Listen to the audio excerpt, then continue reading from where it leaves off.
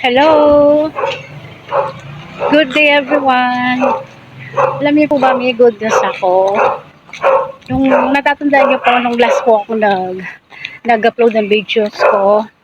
Nag-upload ng video ko na lupot-lupot ko po kasi nga parusahan ako kay Boss Meta.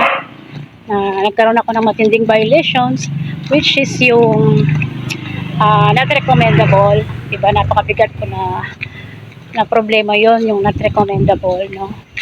So I prayed, ayan, God is good po talaga, no? Kasi nag-grant po yung wish ko, yung pray ko na maging recommendable po ulit yung aking account, yung aking profile.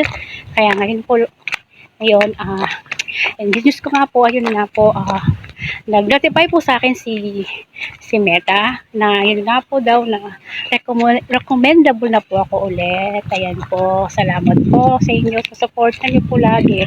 At di po ako nag-give up, nakala ko po hindi na may babalik sa dati yung aking account. Ayan, so thank you po mga ka-reels, especially Boss Meta. Ayan, God bless everyone. Thanks for watching.